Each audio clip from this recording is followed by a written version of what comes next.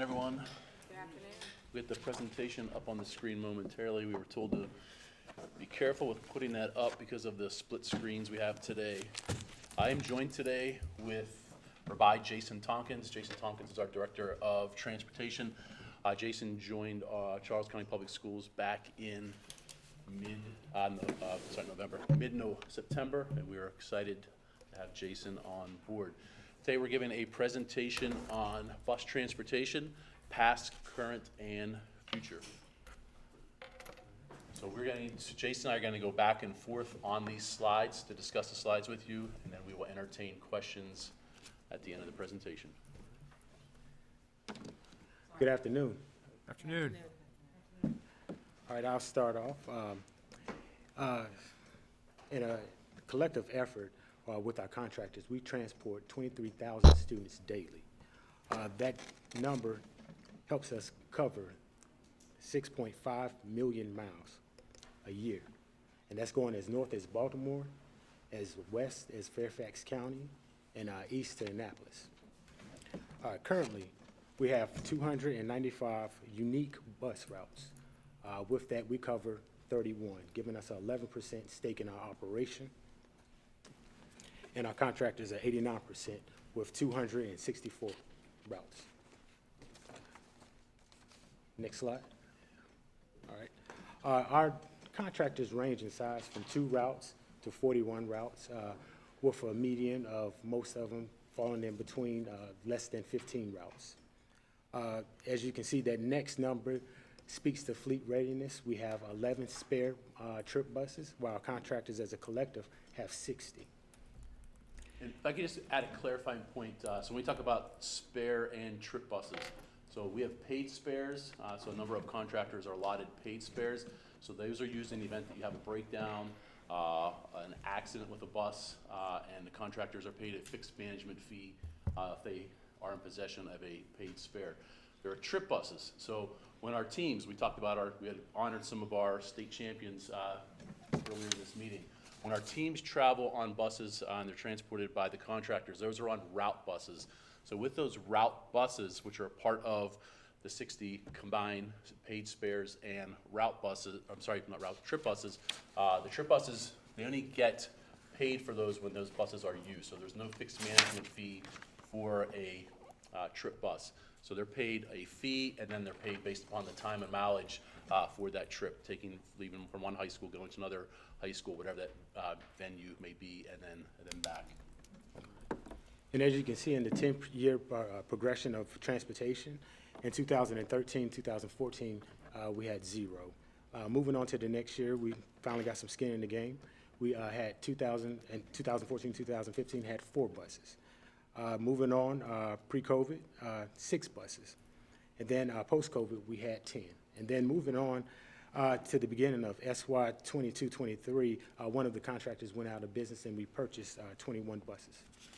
So with that, we took over a share of those buses, and then some of those buses that were turned in by that contract went out of business were then offered to other contractors. So it was a combination of some of the contractors being offered some of those routes, and then we took on the majority of those routes that were turned into us.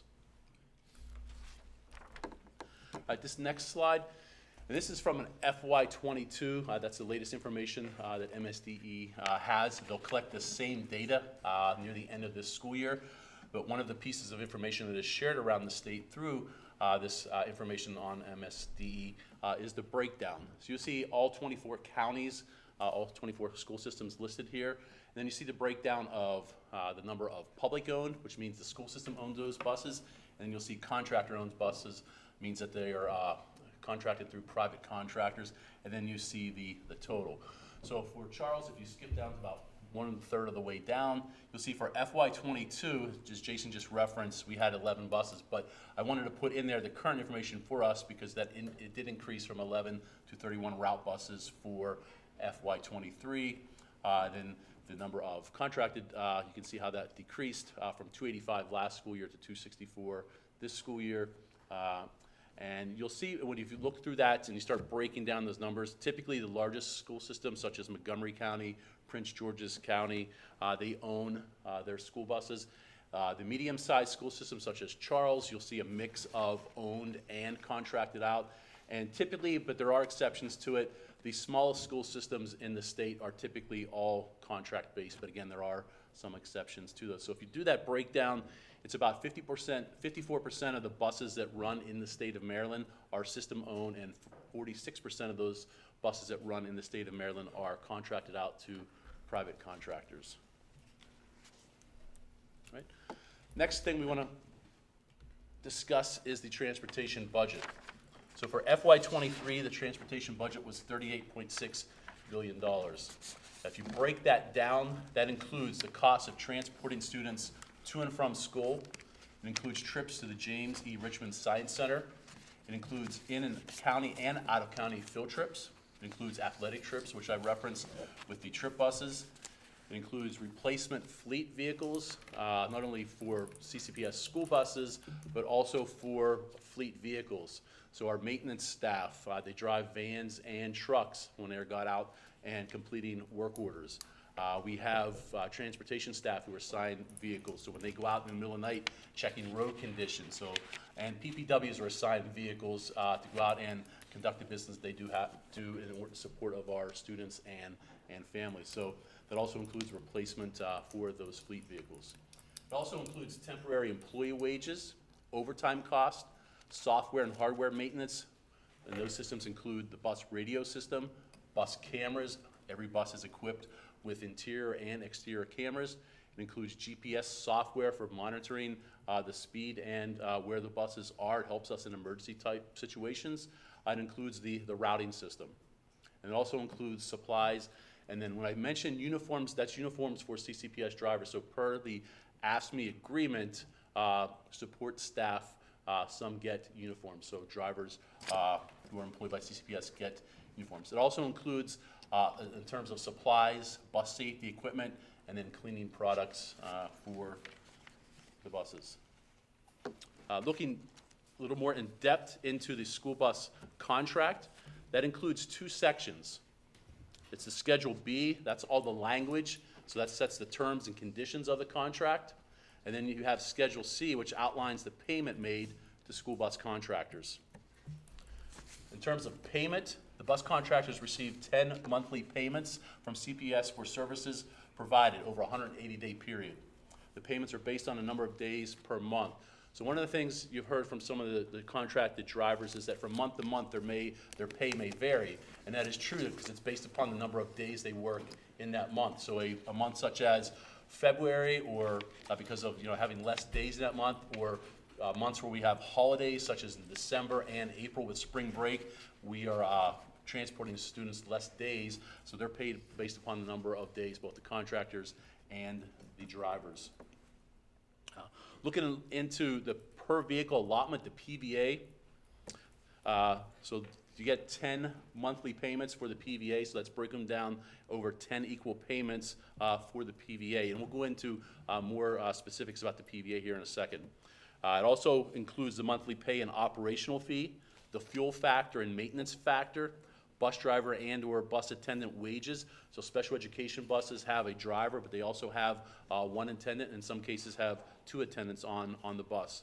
And optional bus driver and bus attendant benefits such as health insurance, retirement, and life insurance. The PVA is the annual amount a school system provides to its bus contractors to reimburse them for the purchase price of a school bus. The PVA is paid during the first 6 years a bus operates. For FY23, the annual PVA for a regular education bus is $23,091, paid over a 10-month period. This next chart is going to show what a typical regular education bus would receive in a year based upon if that bus ran 20,000 miles, which is around the average that a bus would run during the course of a school year.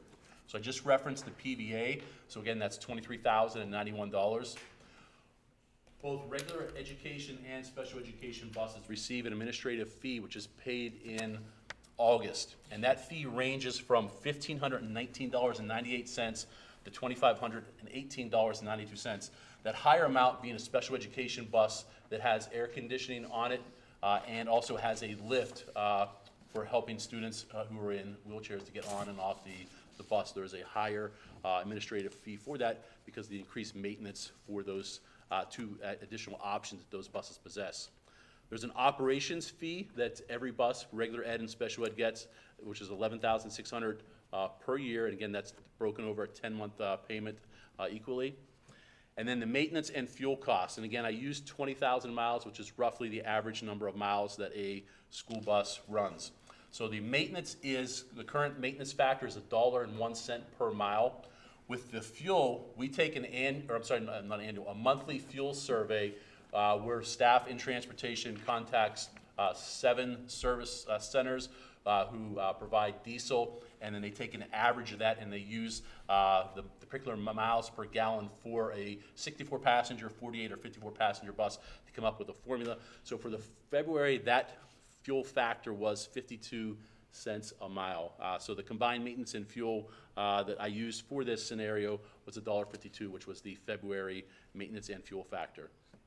You add up those payments, and a typical bus that is a regular ed bus, not a special education bus, would get around $66,610.98 for the year.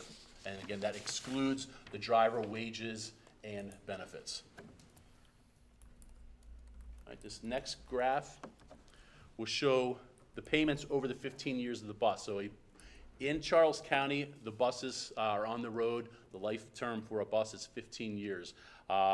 We got an exception through MSDE about 10 years ago to increase that lifespan of a bus from 12 years. So per COMAR, it is 12, but also with COMAR, it does allow for a school system to seek additional years for a bus, and we did do that about 10 years ago. So if you take a typical regular education bus, and I mentioned earlier that we pay the PVA for the first 6 years. That's the price of the bus plus prime plus 2%. And those PVA payments paid out over the first 6 years of the bus total $138,546. You take the operational fee, which is paid for both a regular ed and special ed. It's the same fee, the $11,600. It's a fixed fee, and that's, again, a yearly fee. If you take that multiplied by the 15, over the 15 years of the bus, that contractor is going to receive $174,000 in the operational fee. If you combine the PVA for the 6 years, the 15 years for the operational fee, you'll see a total of $312,546 for that bus over the 15 years that bus is providing service to Charles County Public Schools.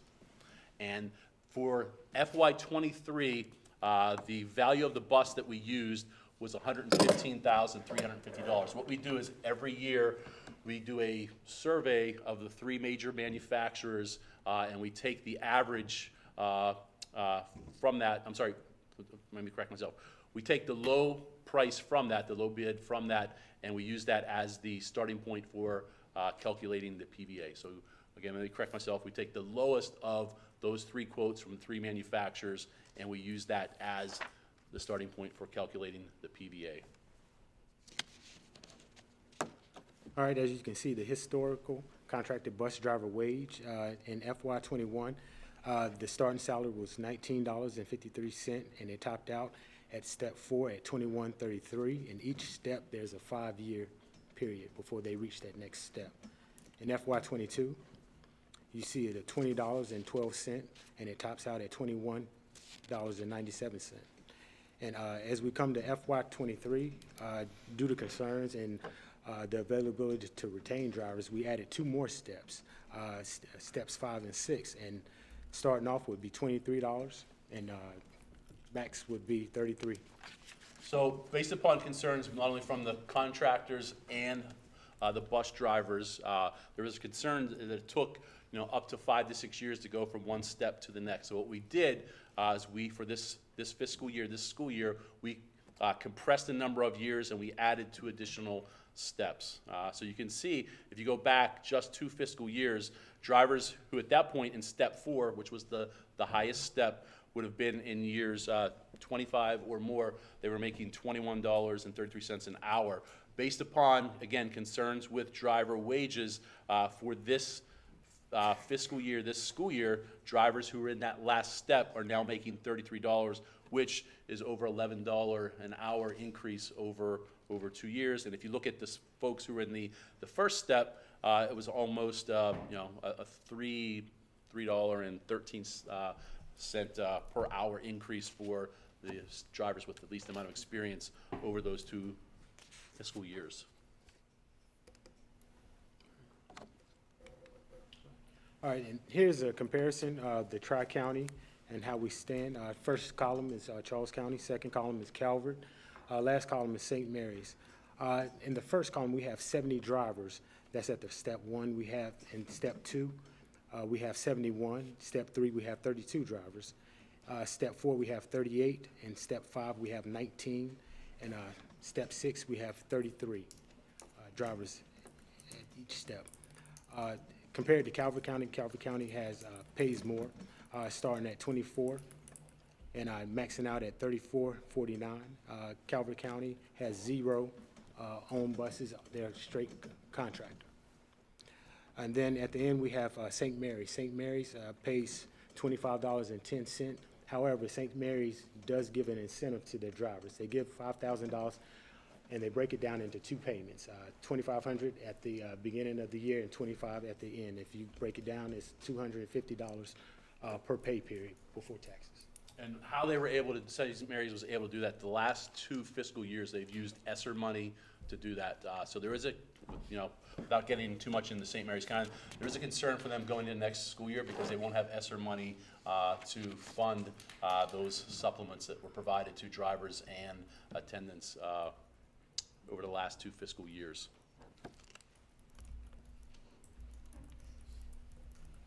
All right, bear with me with this next chart. There's a lot of information on this chart. So what I did was showing all 6 steps, which we've talked about, which we expanded from 4 to 6 steps for this fiscal year and school year. I wanted to show the number of years of experience, and you'll see in those steps how drivers are classified based upon their years of experience.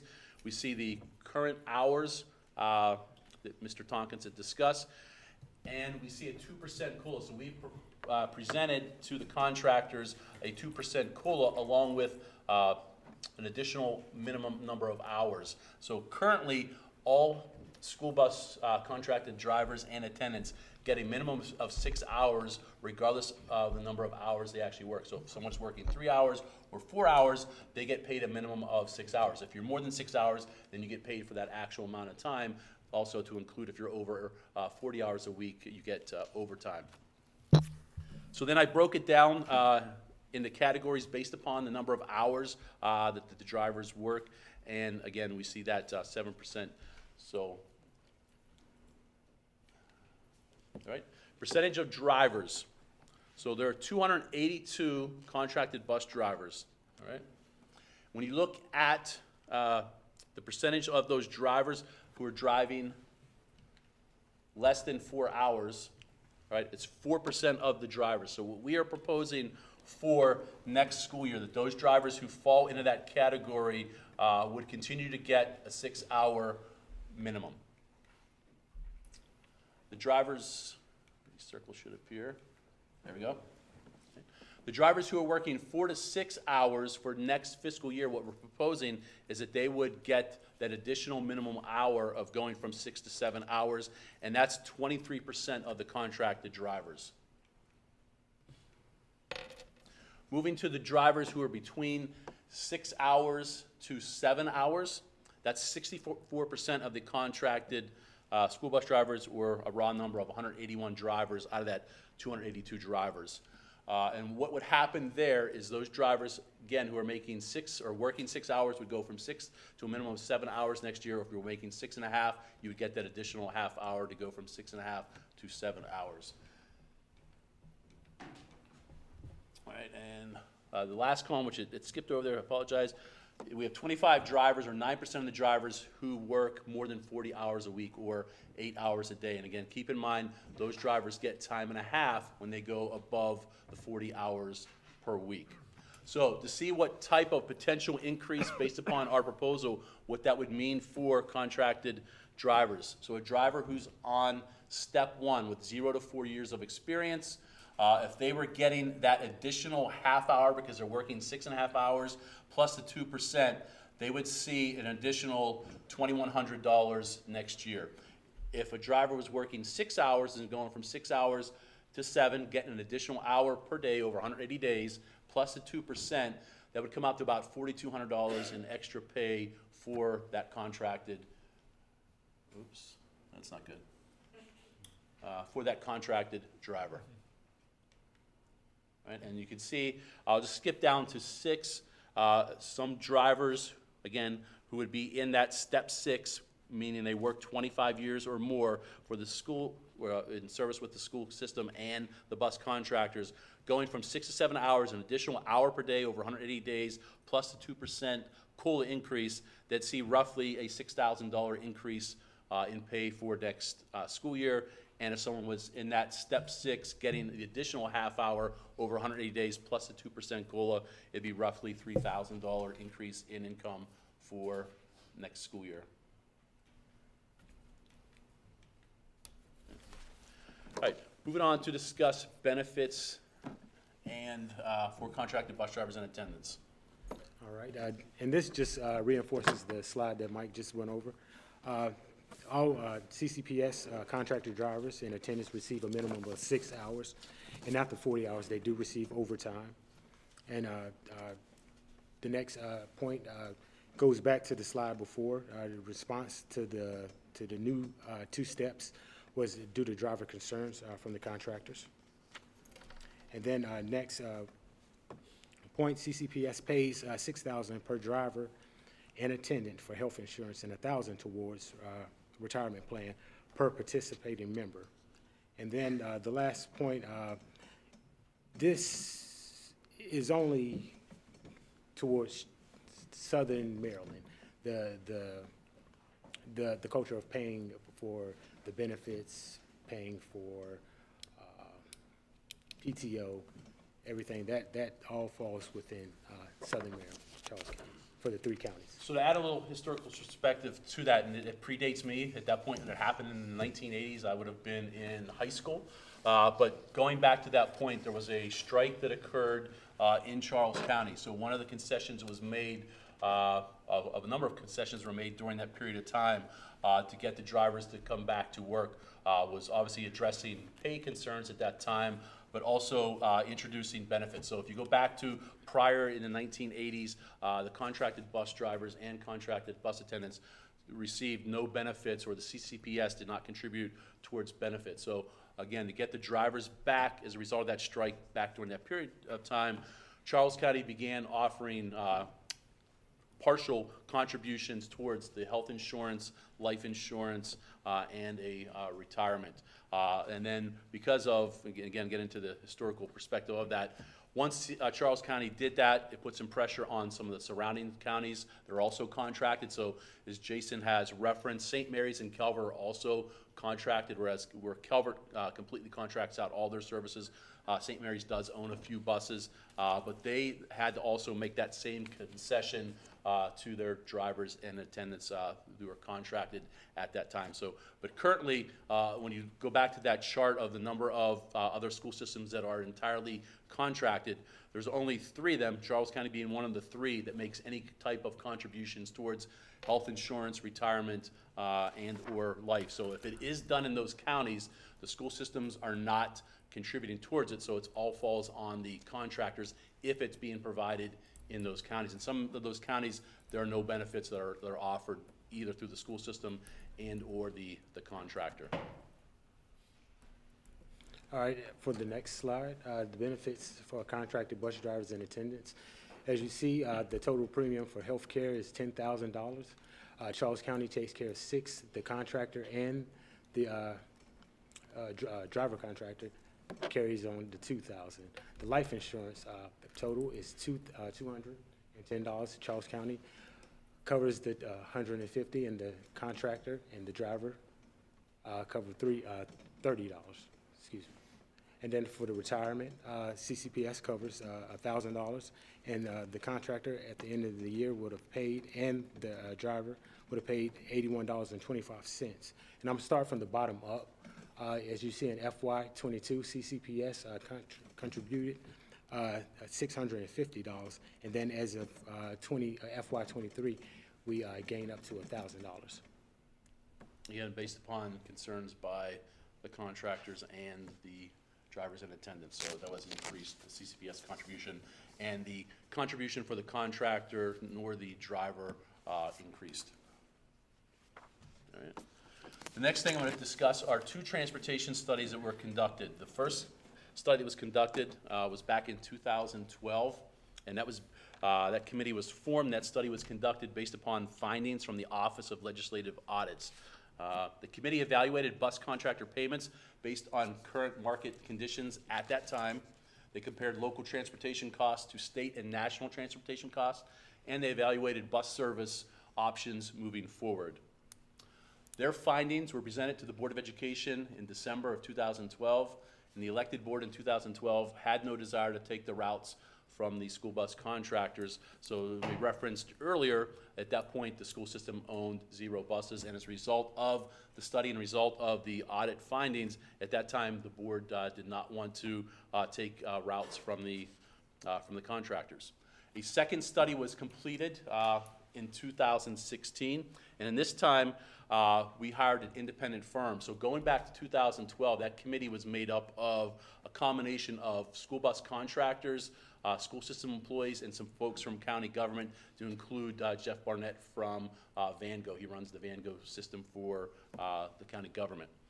In 2016, we took a different approach to that, so we took an independent firm and looked at a lot of the same information. So in 2016, CCPS hired an independent firm. That firm was School Bus Consultants to conduct a transportation study.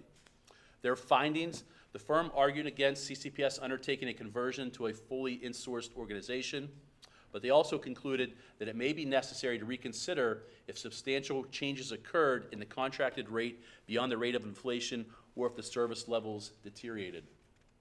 Given the projected growth in the district, consideration should be given to ensure new school sites could accommodate a transportation facility. This would lessen the financial impact of a conversion, but also shorten the implementation phase. CCPS increased its fleet from 4 route buses in 2016 to its current fleet of 31 route buses. Okay. Further responses to the audit and the 2 studies: CCPS restructured the master school bus contract and Schedule C to include payment of the PVA during the first 6 years of service instead of 15 years. So prior to those 2 studies, PVA was paid over the 15 years of the bus. CCPS also applied the Washington, Arlington, Alexandria CPI Consumer Price Index for transportation for increases for the maintenance factor, the administrative fee, the fixed management fee for spare buses, as suggested by the audit. So prior to that, it would be a discussion that would be held between the school system and the bus contractors. They would say we would need approximately this percentage in increases. If the school system accommodated, that would happen. To address the concerns from the auditors, to tie it to an economic index or matrix, we tied that to the CPI for the Washington, Alexandria metro area. CCPS also implemented a standard fee, including time and mileage costs for providing service for field trips and athletic trips. Previously, the school bus contractor provided quotes, which led to the lack of consistency. So you could theoretically have 2 contractors doing trips. One could be taking kids from Lackey to McDonough, and the other contractor could have been taking kids from Lackey to McDonough, and you would see different fees charged for that based upon that business and their operating cost. So to correct that, we put in a standard operational fee plus applying the time and mileage to that to address the concerns of the auditors for athletic trips and field trips. Also, the 4th bullet: CCPS deducted the federal fuel tax from fuel payments to school bus contractors beginning in FY18. And that combined federal and state is roughly 61 cents per gallon. Right? The 5th bullet: CCPS purchased and placed 4 route buses, as we mentioned, in service for the first time in school year 14-15. And then most recently, the last bullet, CCPS submitted a local CIP request for FY24 to the county commissioners for a bus lot and facility to support possible further expansion of the CCPS fleet. All right, current challenges.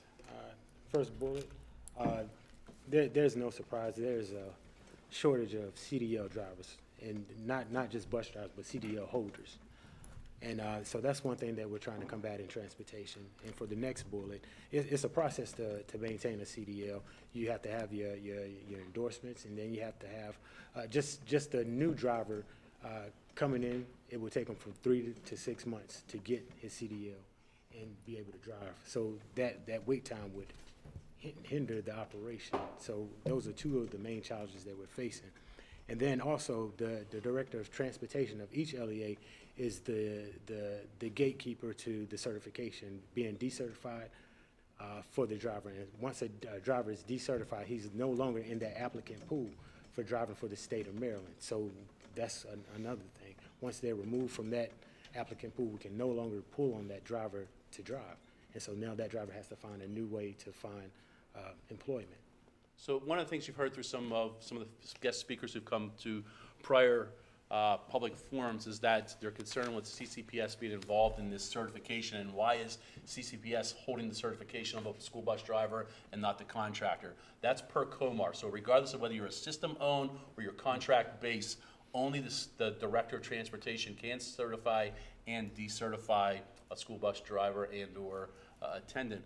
And another key factor along with having that CDL and the P&S endorsement means passengers and students.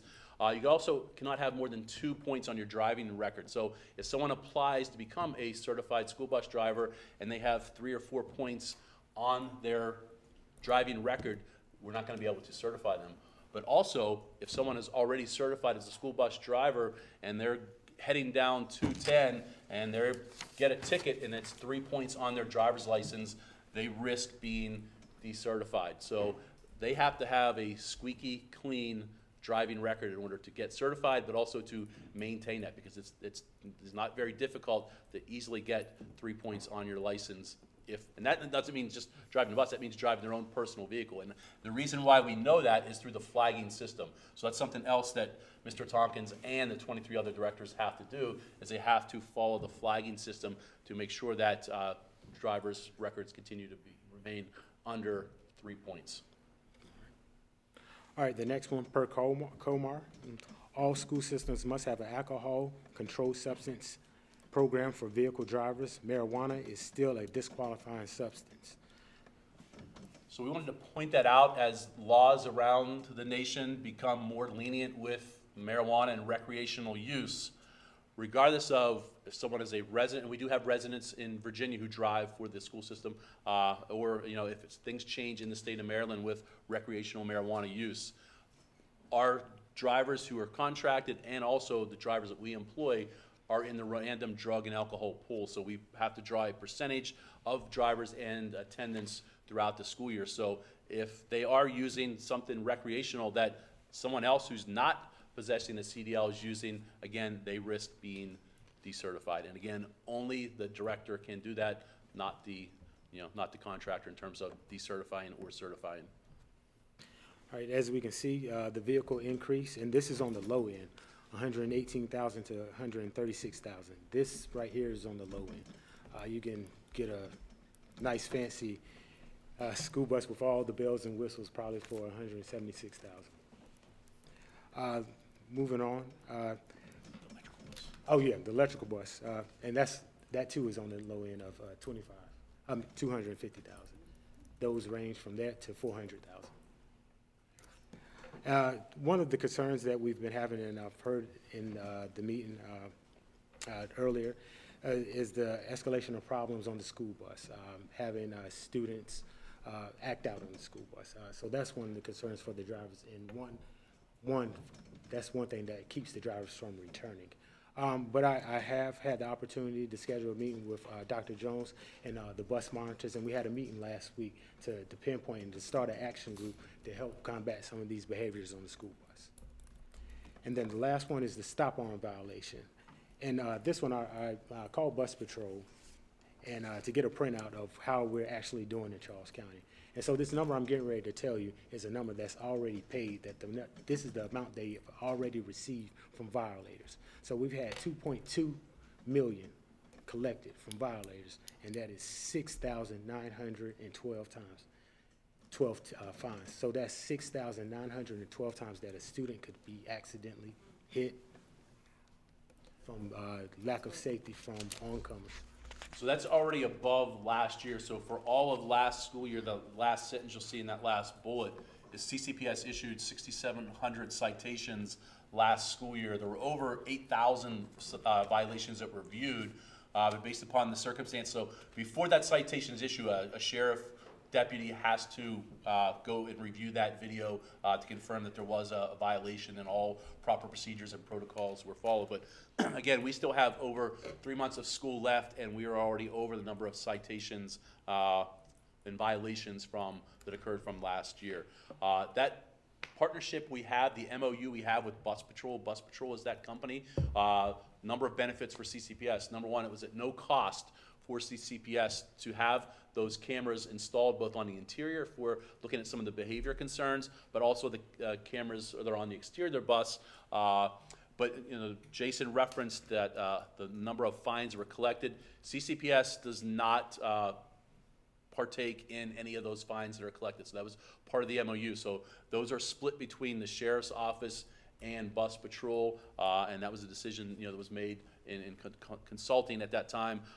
This has been a process of going back to 2 previous superintendents, and nothing against the superintendents, but it was coming to that agreement between the Sheriff's Office and those potential vendors in terms of getting that equipment on there, how it was going to be monitored, and the breakdown. So it took about 10 years, but finally we have these exterior cameras on there, and we're hoping that it's it's definitely raising awareness for those who were issued those citations.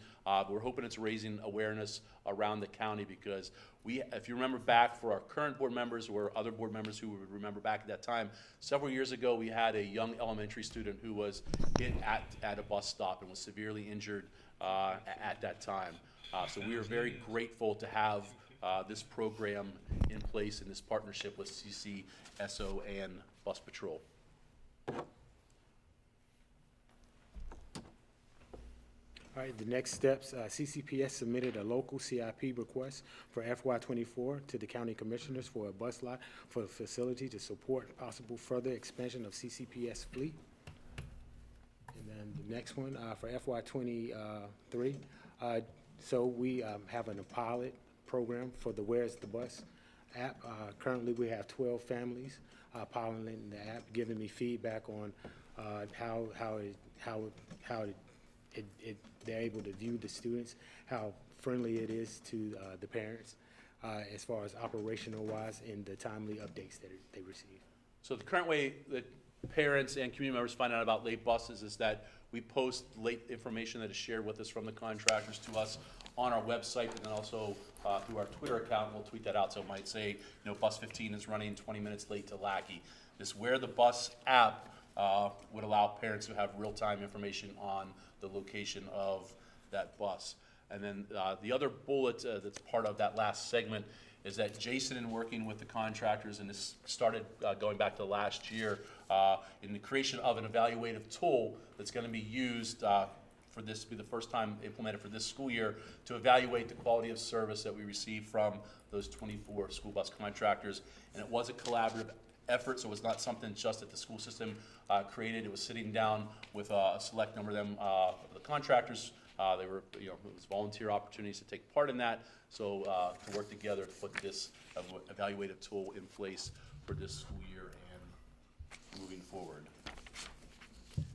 I know it was a lot of information that was presented, so at this time we will entertain questions. Fantastic presentation. Let me just say that. I'm going to start with Ms. Smith, so she gets a chance. So Ms. Smith, are you there? And then Mr. Hancock. I'm here, thank you. Okay. Well, one, just quickly from Ms. McLaughlin's presentation on the new Spanish textbook, just want to ensure that we are reaching out to our ESOL parents to get them to respond to it. Not a fan of if we post it, they will come, intentional outreach.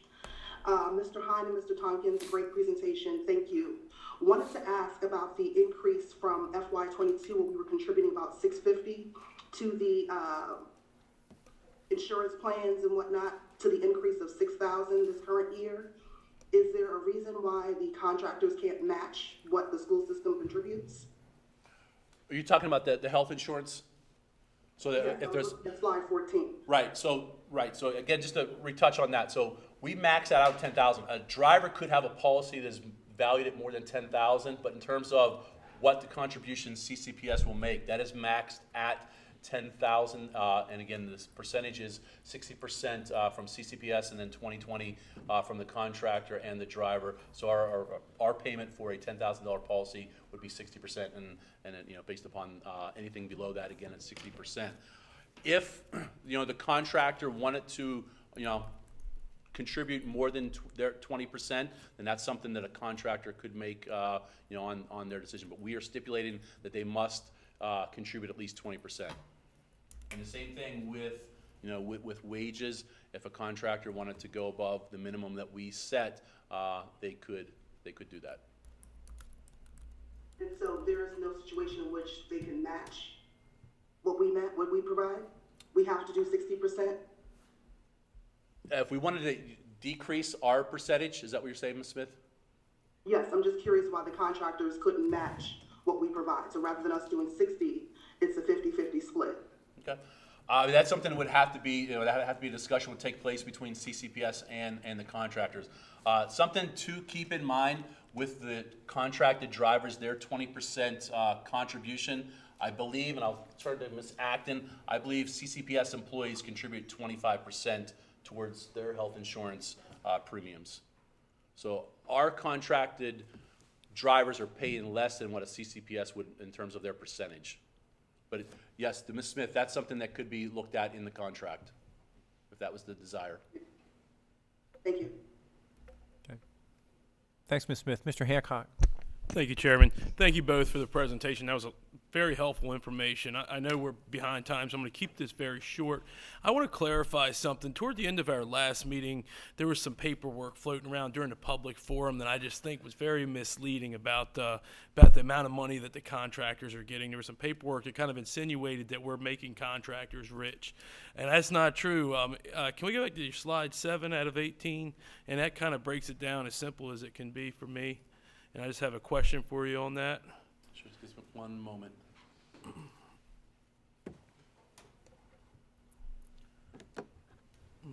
So that bottom figure, that's $66,610.98.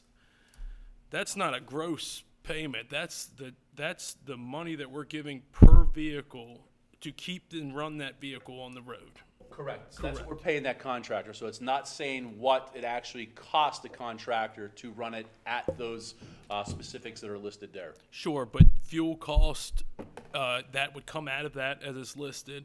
So that's not money in the contractor's pocket.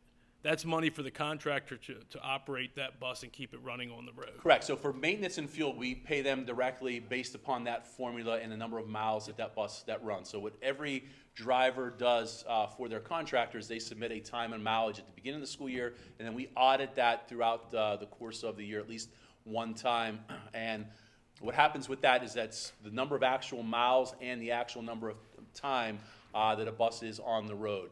And that can change based upon another student getting added to that bus. And so a new bus stop is added, can change the amount of time that bus is on there. So as those things happen, then the driver will resubmit those. Sure. So specifically for maintenance and fuel, it's based upon that manifest or time and mileage that's submitted by the driver, signed off by the contractor, and then verified by one of Mr. Tonkins' supervisors before that it is then processed by the financial secretary in the office. Sure, thank you. And I bring that up just because, it's only $66,000, but at the end of the day, the contractor, there's a lot of money spent out of that as we discuss, asking from the contractor.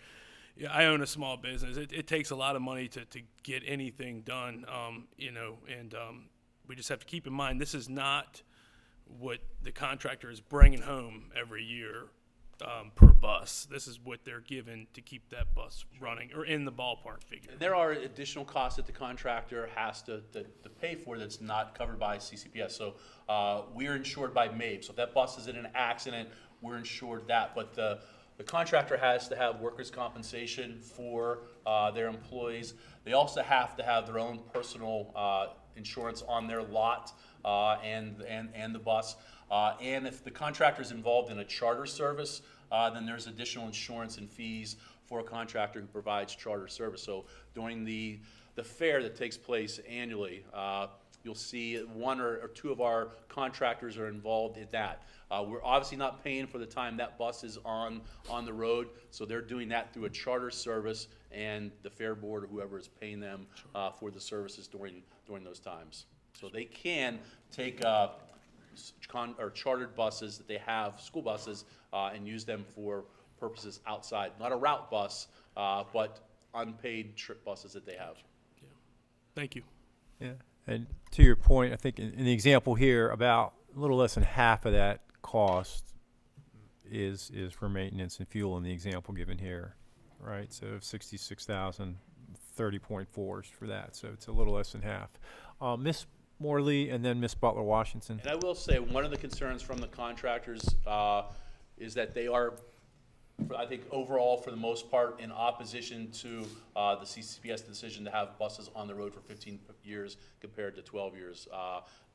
They say that there's obviously, more mileage that a vehicle, whether it be a passenger vehicle or a bus, but the more mileage on the vehicle, the tendency to have more maintenance issues.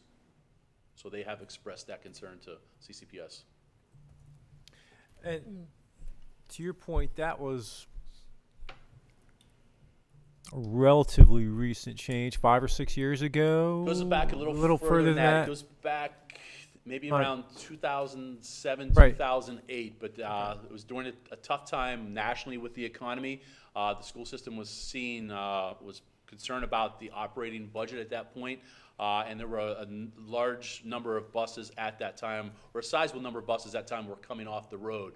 So what that did was it allowed the school system to pay reduced PVA at an 80% of the original PVA based upon the year of the bus, compared to paying a brand new PVA. So let's just say if there were roughly 25 buses that were coming off the road at that time, if the PVA increased from that the 12-year-old bus to that new bus that would have been purchased would have been, to say if there was a $20,000 difference. So if you take that $20,000 times the 25 buses, it would have been, close to $500,000, if my math is correct real quick, $500,000 increase for the school system for the contractors to take on new buses.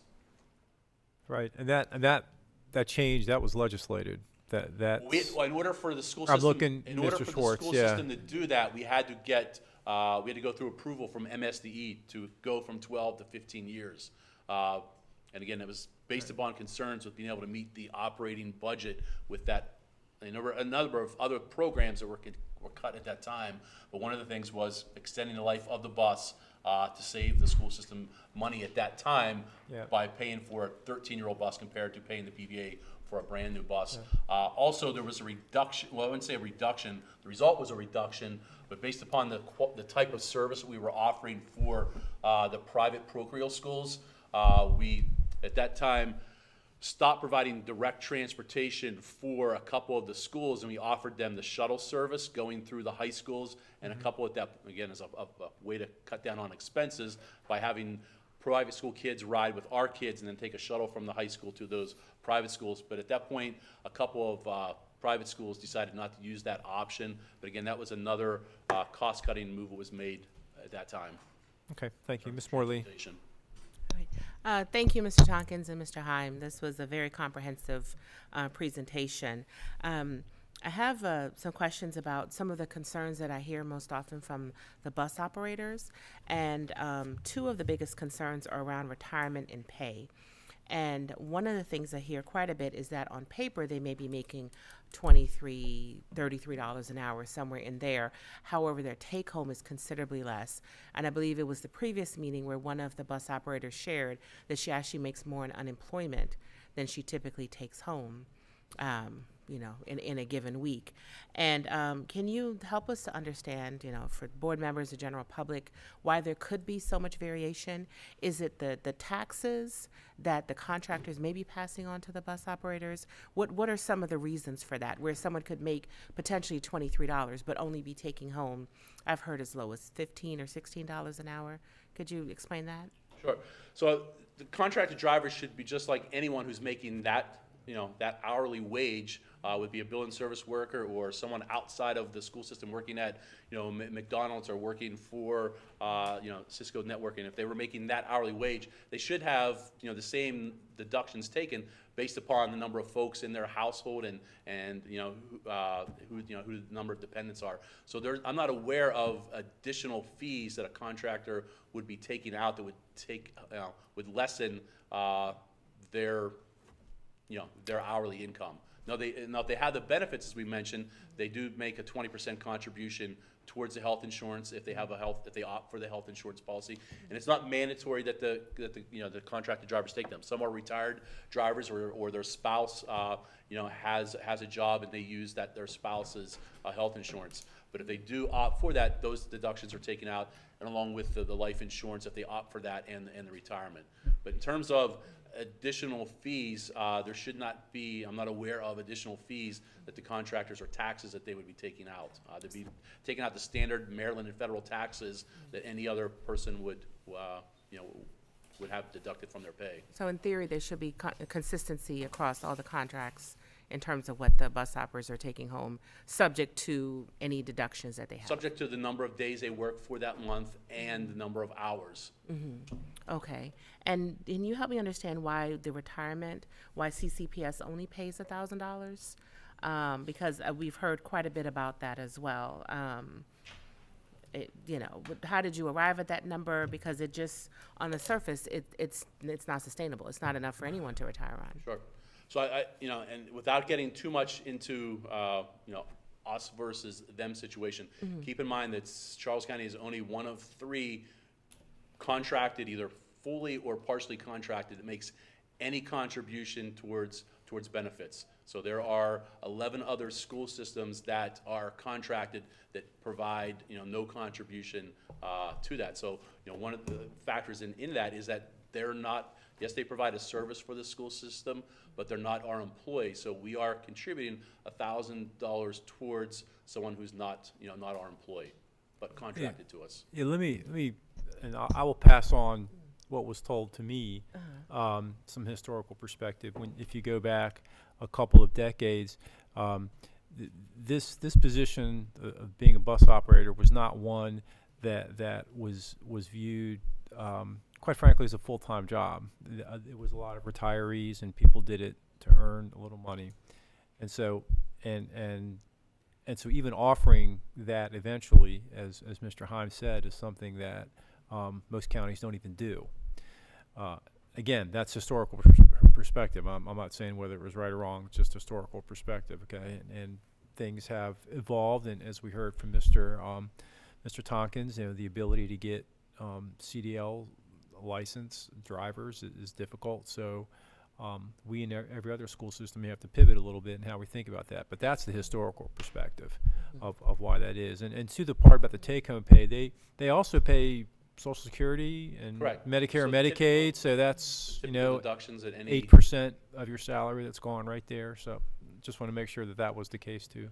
But when there are specific concerns about, a driver feeling that they're not getting, if they bring that to the attention, we've looked into situations, and there have been some situations where a driver wasn't placed in the correct step, and we've made those adjustments. So they were placed in step 1, but they should have been in step 2. So when, through public forum or when people have reached out to us and there have been concerns about the benefits and the pay, and them getting the amount they should actually be getting, transportation, and where there have been issues, and those issues have been, have been corrected in working with the contractor. Okay. If there is a, I guess a consensus to look at the amount that the CPS contributes towards the health benefits, then that's something we'd have to do. But when those things have to be considered at an earlier part in the school year, when we develop our operating budget. Okay. And one other question around, I know you said that there's a plan to look at a lot, and I know that, previous discussions and conversations, given the size of the fleet, one lot may not be sufficient. Is that the starting point? I'm trying to understand how you envision CCPS transportation maybe 5-10 years down the road. Is this the starting point of others to come, given the size of the county and, et cetera? Sure. So looking at increasing the fleets, one of the things that we have to do, and that's why we put the request into the county for a lot, we have to improve our infrastructure. So currently, all of our buses are housed across the street over between the maintenance shop and Annex 1, which is Annex 1 is where the transportation staff has their offices. We've made a minor modification to that parking lot with increasing the size of that parking lot to accommodate those additional 20-some buses we took on for this school year. But beyond that, then CCPS has to make some decisions, whether it be a lot that we would have additional buses that we would take on, or placing buses at schools. One of the concerns, long-term concerns with placing buses at schools is if and when there's a movement towards electric buses, we would not be able to put the infrastructure in place at those schools to be able to charge the buses, because we would not be able to operate those bus lots at the schools as they function now with picking and dropping kids off, because you'd have to have that infrastructure out in the middle of those lots. So that's why we've made this request to the county to have a lot, and we think upwards of 60 buses on that particular lot. And looking at whether it be through, as our enrollment increases and we need to place more buses on the road because of enrollment increases, that provides CCPS with an opportunity to purchase additional equipment. What happened with this past year with that contractor going out of business, that provided CCPS with an opportunity to look at all those routes and make a decision how many of those routes we could take on with our current infrastructure that we have, and then how many routes we would give back out to the contractors. And based upon the age of some of our contractors, there could be more opportunities in the future as they retire, or if they don't have someone to pass their business down, for CCPS to take on additional ownership. As we mentioned with the evaluative tool, if we feel that there's a contractor that's not providing a quality service that lives up to our standards, there's an opportunity where we could start taking routes from a contractor who repeatedly demonstrates a history of not providing a quality service to CCPS. So I think that there will be some natural opportunities that will arise over the course of the next several years for CCPS to look at expansion of its fleet.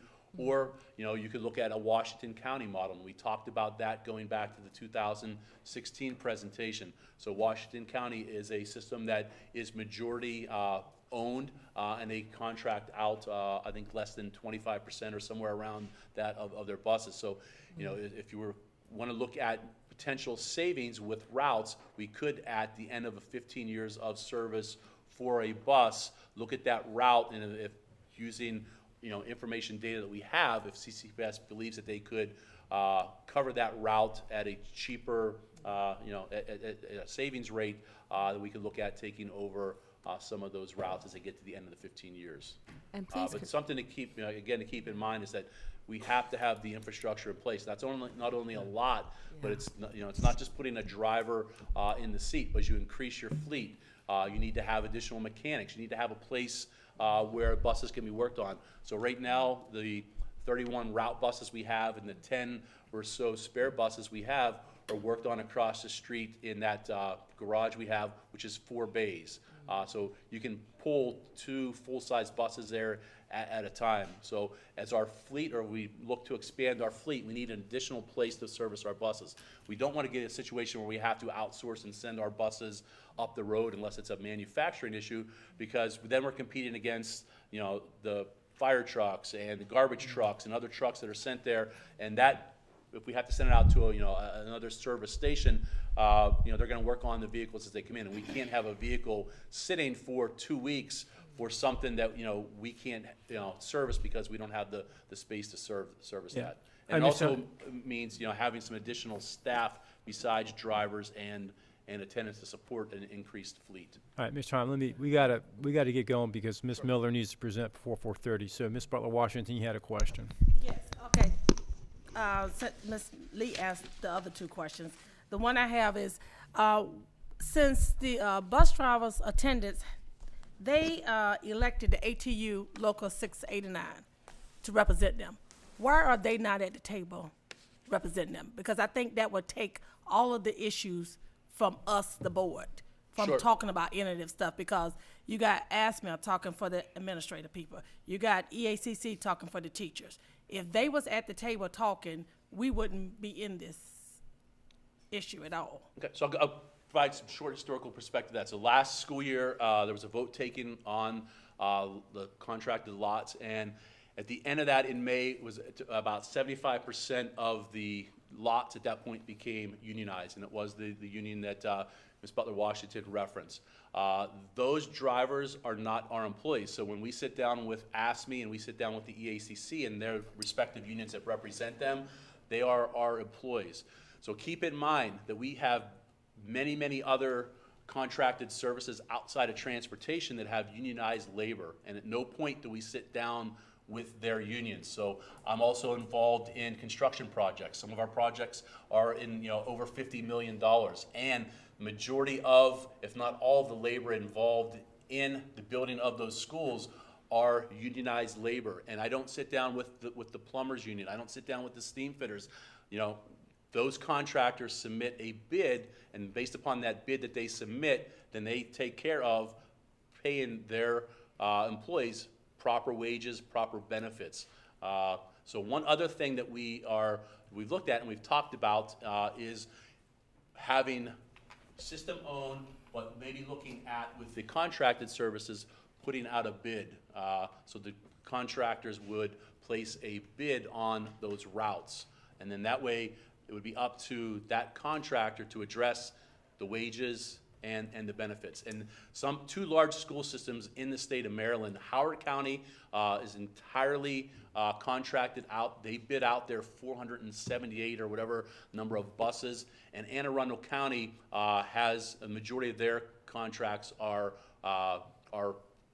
privately contract owned, and they also bid. So that is something else that is a potential option for CCPS moving forward, as we have this balance of system-owned school buses and we also have contracted services. Well, I think that's your best option, because that's FARS, and that's the best practice of going, because that takes us all out the loop, because it leaves all issues on that contract, who you awarded. He pays, fires, he does everything. We only pay him, that's it. So I think that's a good solution to this whole thing. Okay. Thank you. Thank you, Ms. Washington. Any questions that have been asked yet? Ms. Thomas and then Ms. Warren. My question is, when you do the 6,000, is that 6,000 for the whole year, or? Health insurance? Yes, or is that each year? So so if it's a $10,000 policy, our 60% is the $6,000.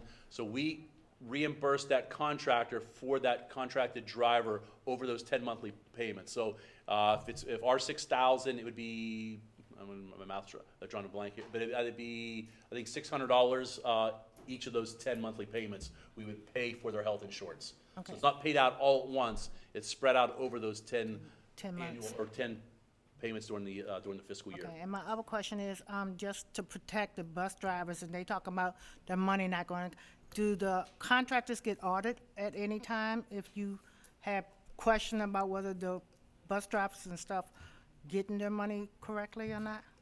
So we do audits of the time and mileage. One of the things that was suggested with this past legislative audit was that we would do an audit of the contractors. And that's something that's, we've had some internal discussions. We've not made any movement on that. But that was a suggestion from the last audit. Okay. Real quick. Yes, thanks. You had mentioned that you don't sit down with any of the other contracting or unionized plumbers and things like that for the school system, right? Correct. So what's the relationship there? Since you all give into, I guess the bus drivers, pensions or health insurance, is there a relationship there with the other contracts that you mentioned, like the plumbers? Do you give into? Yeah, do you give into them? Do we contribute to their health insurance or anything? Indirectly, we are. So, and I'll go back and I'll make this brief because so the $50 million that we, for Benjamin Stoddard, their renovation and addition. So that successful general contractor placed that low bid. So they were awarded that contract based upon the low bid. When they did that, they had to take into consideration all the subcontractors who were going to be working is part of renovating and adding that addition to Stoddard. So I don't know what the plumber's making per hour. I don't know what the amount of benefits they get. So it was up to that subcontractor and the general contractor to make that part of their bid. And that's how it works with, as I mentioned, with some of the other school systems, Howard and Anne Arundel County. When those contractors submit a bid, they submit it based upon what it's gonna take for the cost of the bus, the maintenance of the bus, the fuel of the bus, the driver wages, and any benefits that they offer. So Howard and Anne Arundel don't know, you know, what the amount that those contractors are paying or the amount that the employee itself is paying for benefits, because it's part of the bid. All right, okay. That's I what thi- Navarro wanted to add something to. I just wanted to clarify to Ms. Warren's point. You know, I acknowledge that the contract with the contracted bus drivers is different than operations of when we build schools, when we come in to repair buildings and so forth. And so to that point, I just go back to the previous conversation between Mr. Heim and Ms. Butler Washington around rethinking, because for everything else we bid. I mean, the board just approved the bid that came, the lowest bid that came for elementary school 23 at $45.4 million or something like that dollars. And so I think the conversation, I just want to note for the record, the conversation that they just had, the notes that there is an evolution of us thinking about how we would continue those contracts moving forward so that it better aligned with how we do other contracts in other operations of the school system. Yeah, no, I'm in total agreement with that, the rethinking piece. Thank you for that. I just had that question, just wanted to throw that No, out we there. never sit down with their unions, and typically, we never sit down with their subcontractors unless there's an issue during the construction. It's all through the general contractor is our interaction. Thanks so much. Real quick, on slide 7, where it says it has, that's for the breakout for what you pay on a yearly basis. Operations, what does that cover? So the operations would include, if they have a mortgage on their property or their lot, if they're leasing property, it's gonna include auxiliary staff that they have to run their operations. So as Jason mentioned, some of these contractors are, 15 to upwards of 40 buses. So if they have a secretary, if they have a dispatcher paid for their mechanics, keep in mind, we're only paying directly or reimbursing directly for the driver and attendant. So any auxiliary staff they have to support their operations is coming through partially their operations fee. Okay. And I mentioned the workers' comp Yeah. and some of the additional insurances that they have to pay for their property and or the bus. That's coming out of the administrative fee and the operations fee. Okay, yeah. Utilities, so anything that. So let me just jump in, because so we pay $11,600 here. Go spend it on whatever. Right. We have no insight or no receipt back on what that whatever is. We don't. If you go back historically, there was a period of time where things were automized, but as the Yeah. fleet became large, having one person in the transportation office No, doing got that it. on a monthly basis became overwhelming. Got it. Perfect. But that had All been right. automized Yep. previously. Okay. I'm sorry, not automized, itemized. Okay. All right.